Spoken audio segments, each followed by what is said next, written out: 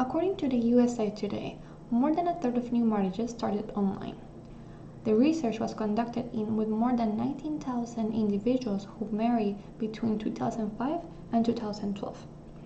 Some of the findings shows that relationships that began online are slightly happier and less likely to split than those that started offline. On the other hand, is internet destroying the interactions we have with others? Instead of spending time with friends, we just call or text. An hour spent chatting with friends face to face has been replaced with 10 texts back and forth. Today, I want to share with you, is technology helping or is destroying the quality of human interaction? Why you should care?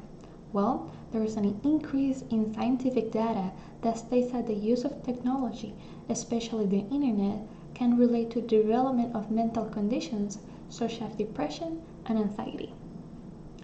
As a millennial, I have been exposed to significant technological advances during my childhood, college, and into the workplace. I experienced the change in social interaction from the dinosaurs phones to the new smartphones. Also, I will restate my experience with current research from credible sources about these changes in social interactions. I want to share with you the two faces of the coin, how technology connects people and how it isolates us. And in addition to all the new changes that technology can bring to us. Well, Oxford Dictionary defines communication as imparting or exchanging information by speaking, writing, or any other medium.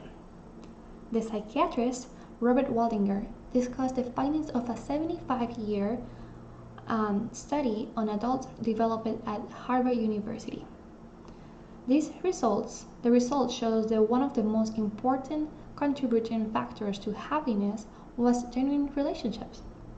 Those who were socially connected were happier and healthier than those in comparison than those who were more isolated. They were less happy and they lived shorter lives.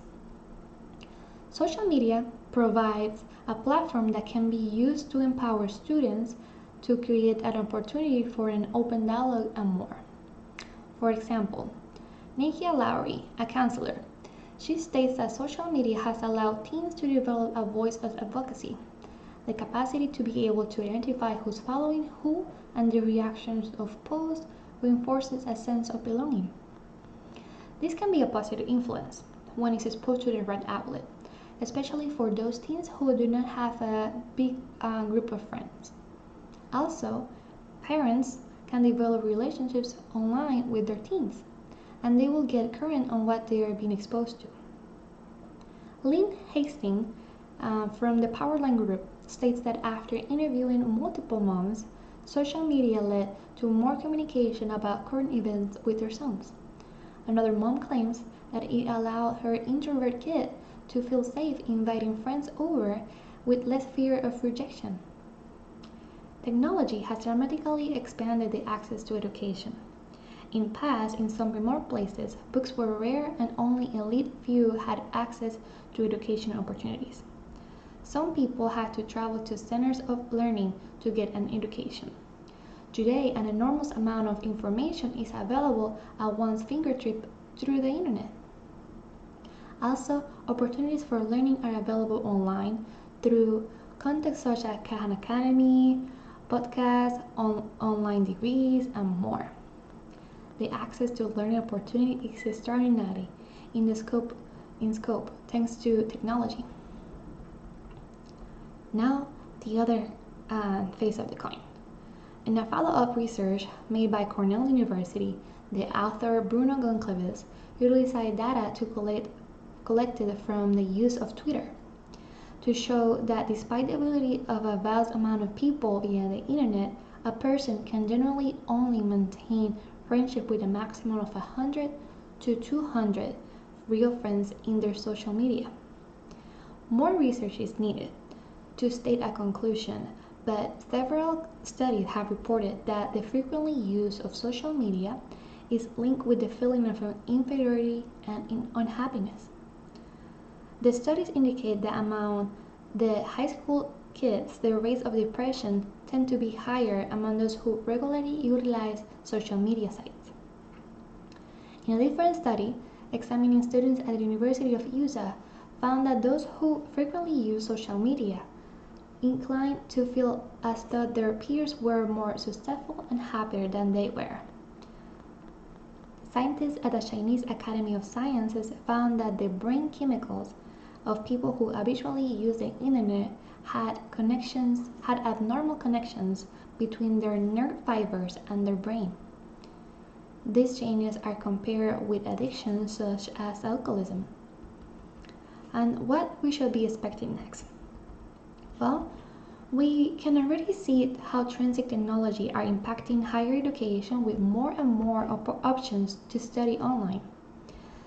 There is a need for new training for stronger technological skills, new pedagogical methodologies like flipped classroom and gamification, in addition to adaptability to keep changing.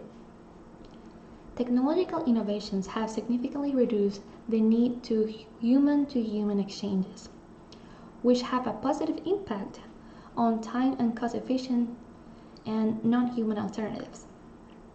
Today, a person that lives in an urban environment could meet all their basic needs with little to non-human contact, like in public transportation, ticketing machines, and turnstiles, allow us to travel without interacting with a cashier, and like self-checkout system at a grocery store and food delivery apps. They eliminate the need for interaction with producers and sellers alike.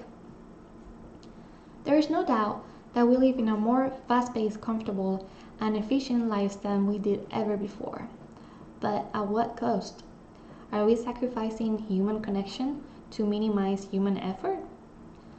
In conclusion, there is no doubt of all the benefits that technology has brought to us, from better ways to diagnose, for better treatment, better transportation, to more opportunities for education and way to communicate and delivery instantly. But it's essential that we don't forget the basics of human interaction. The simplicity of a conversation at lunchtime with your friends or with the older neighbor about who won the championship, even if you don't follow sports. The feeling to human connection it cannot be replicated by a machine.